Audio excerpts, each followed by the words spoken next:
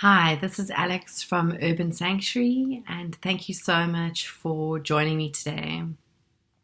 This video is part of a series of videos that I'm making to really share and talk about my truth and my experiences with dealing and healing from chronic illness. If you want to know more and you want to watch the other videos, there are links in the box below.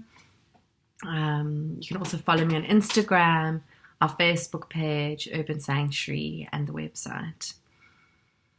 Today's topic is shame, and the shame of having a chronic illness and a body that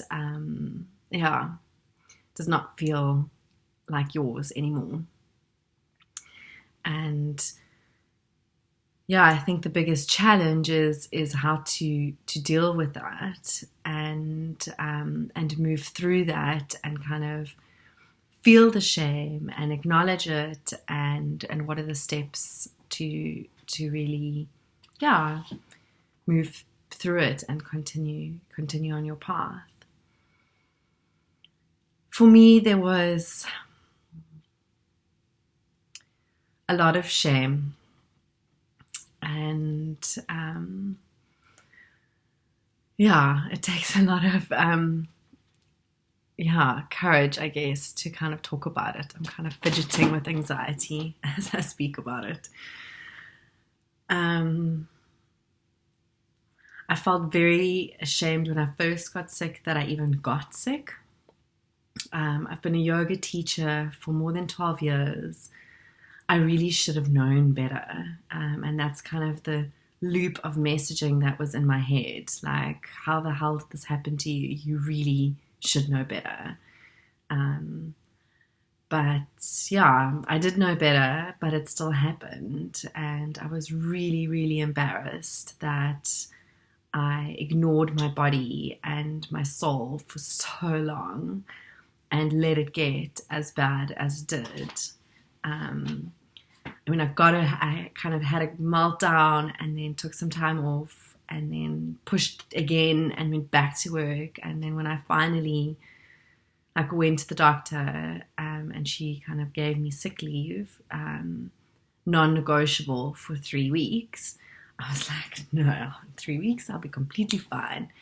There was just a complete lack of acknowledgement about what was actually going on. And I believe that the drive of that was just this unbelievable shame that I could have that I could have mistreated my body so badly that it wasn't okay anymore. This took me many years of different kinds of therapy, from psychological therapy to alternative modalities and healing, and lots of journey work with plant medicine and breath work to really step into that shame and to accept that this happened and that it's okay that it happened and that it's just a step on the path and it's not the whole story.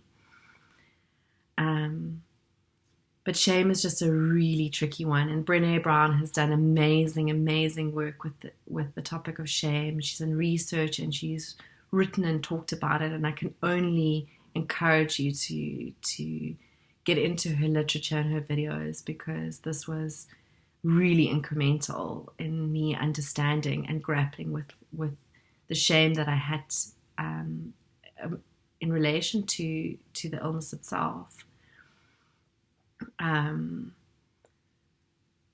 I think there was also, there's shame about my body and that my body just wasn't working, and a lot of shame around my brain, and that my brain just, like, the neurons were kind of, misfiring. There was just, it felt like there was no firing happening in my brain, actually.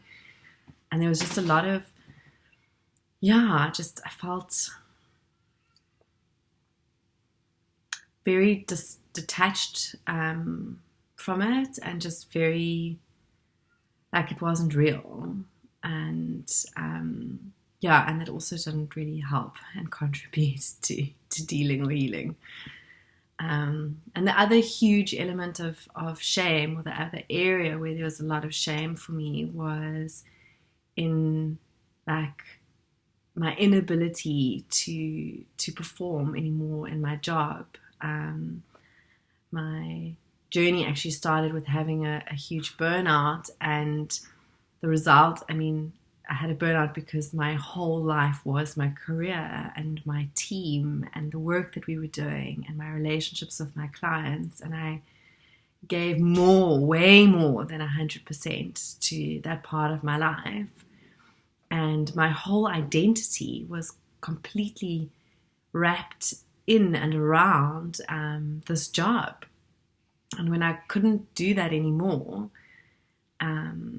in the beginning, it was quite clear, but as I sort of got longer into the journey, and it was clear that like this was a longer process, and that it wasn't going to be 3 weeks. It was, what turned out to be 5 fucking years. But this loss of identity that I went through, and the shame in not having this huge part of my life anymore, and having to really rebuild everything from the ground up. And what resulted in me actually then building my identity around the illness, and this kind of victim space that developed, which I'll definitely talk about further. But for now, I just wanted to really just share the shame story. So my learnings, I wish there was a quick fix and I could say like, read this book and everything will be fine.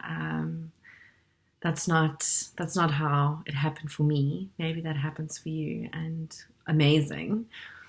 But for me, it was a process, and it was a lot about talking about it and sharing it, and just kind of showing up in that shame and in that embarrassment.